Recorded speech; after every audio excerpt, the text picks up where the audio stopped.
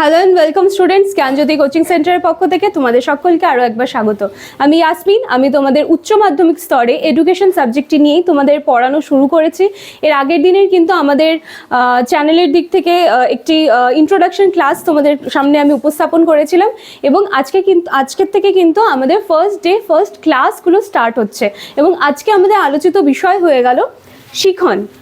টপিকে যাওয়ার আগে একটুখানি ছোট্ট করে ইনফরমেশন দেওয়ার আছে, সেটা একটুখানি দিয়ে নিই। তোমরা যারা চাইছো যে আমাদের সাথে যুক্ত হবে, আমাদের কাছে পড়বে, তার জন্য দেখো তোমাদের খুব সামান্য একটা কাজ করতে হবে। কাজটা কি, এখানে কর্নারে দুটো নাম্বার দেওয়া আছে 6295916282 7076398606। ব্যাস এই দুটো নাম্বারের মধ্যে যে কোনো একটি নাম্বারে তোমরা কল করবে এবং তোমরা যারা চাইছো যে তোমাদের সমস্ত সাবজেক্টসগুলো নিয়েই আমাদের কাছে পড়বে, তার জন্য কিন্তু তোমাদের পে করতে হবে 1299 মানে 1299 টাকা। আর যারা ভাবছো যে শুধুমাত্র একটি মাত্র সাবজেক্ট নিয়ে পড়বে, তার জন্য পে করতে হবে 299। দেখো আমি এখানে লিখে দিয়েছি যে একটি সাবজেক্টের জন্য 299 আর সমস্ত সাবজেক্টসগুলো নিয়ে যদি ভর্তি হও তাহলে কিন্তু 1299 টাকা পে করতে হবে। এবং তোমাদের কোর্স ডিউরেশন রাখা আছে কিন্তু 10 মান্থসের। এই 10 মান্থসের মধ্যে তোমাদের যে মানে যাবতীয় সিলেবাস যেগুলো তোমাদের প্রোভাইড করা হয়েছে সব কিছু শেষ করানোর দায়িত্ব কিন্তু আমাদের। চলো, আমার ইনফরমেশন দেওয়া ডান, এবার আজকে আমরা টপিকে চলে আসি। আজকের আমাদের প্রথম অধ্যায় আছে হচ্ছে শিখন এবং আমি তোমাদের আজকে কিছু সংক্ষিপ্ত প্রশ্নোত্তর, 4টার মতো সংক্ষিপ্ত প্রশ্নোত্তর আমি তোমাদের সামনে নিয়ে এসেছি। আমি প্রত্যেক দিনই আমার ভিডিওগুলো ফলো করবে, আমি প্রত্যেক দিনই কিছু না কিছু সংক্ষিপ্ত প্রশ্ন বা রচনাধর্মী প্রশ্ন এই সমস্ত কিছু কিন্তু আমি তোমাদের সামনে আলোচনা করতে থাকবো। চলো, 1 নম্বর প্রশ্ন আছে আমাদের, শিখন বলতে কি বোঝো? 2 নম্বরে শিখনের দুটি উদ্দেশ্য, 3 নম্বরে রেখেছি আধুনিক অর্থে শিখন বলতে কি বোঝো এবং 4 নম্বরে আছে শিখনের পর্যায় বা স্তরগুলি কি কি। এবার প্রথমে আমি আলোচনা করব সংক্ষিপ্ত প্রশ্নোত্তরের প্রথম 1 নম্বর প্রশ্ন, শিখন বলতে কি বোঝো? অনুশীলন প্রক্রিয়ার দ্বারা প্রাণীর মধ্যে কোনো আচরণের সৃষ্টি, বা মনে করো যে তার মধ্যে আগের থেকেই কোনো একটা আচরণ ছিল এবং তার মধ্যে সে আচরণের পরিবর্তন ঘটেছে, এই যে পর্যায়টায় আসছে সেটা কিন্তু হয়ে গেল আমাদের শিখন প্রক্রিয়া। খুব ছোট আর ভীষণ সিম্পল, ভীষণ ইজি। তোমরা ব্যাপারটাকে মুখস্থ করার তুলনা না গিয়ে কিন্তু ব্যাপারটাকে বুঝে নেবে, তাহলে দেখবো অনেক দিন কিন্তু সেটা মনেও রাখতে পারছো এবং কাজে লাগাতেও পারছো।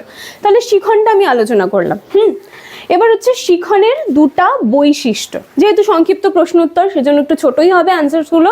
এবার হচ্ছে শিখনের 2টা বৈশিষ্ট্য। শিখনের প্রধান 2টো বৈশিষ্ট্য আছে।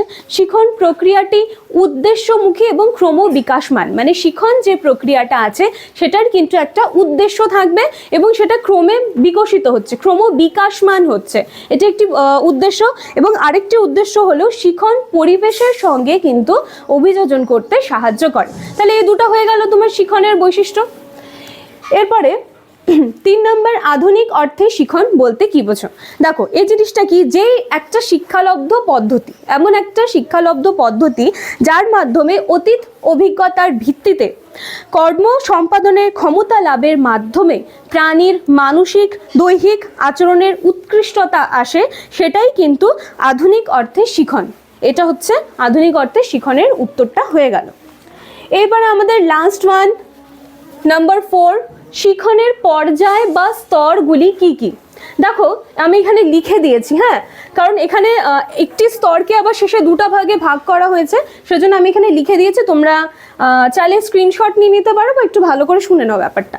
দেখো শিখনের পর্যায় বা স্তরগুলি কি কি, 4টি আছে। প্রথম স্তর হলো অভিজ্ঞতা, দ্বিতীয় স্তরে হয়ে যাচ্ছে অর্জন, তৃতীয় স্তরে সংরক্ষণ এবং চতুর্থ স্তরে পুনরুত্থান। এবং যখন চতুর্থ স্তরটা আমাদের এলো, মানে পুনরুত্থান, এই স্তরটা যখন এলো তখন কিন্তু সেটা আবার 2 ভাগে বিভক্ত হয়ে যাচ্ছে। একটা হয়ে গেল পুনরুদ্রেক, আরেকটি হলো প্রত্যভিজ্ঞা।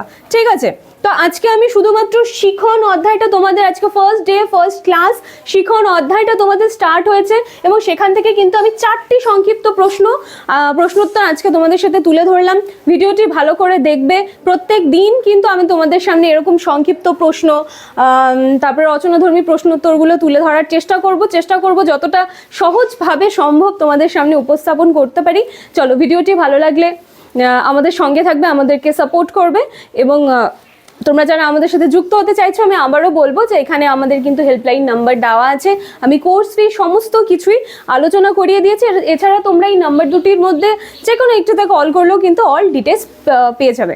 চলো আজকের ক্লাস এইটুকুই, থ্যাংক ইউ।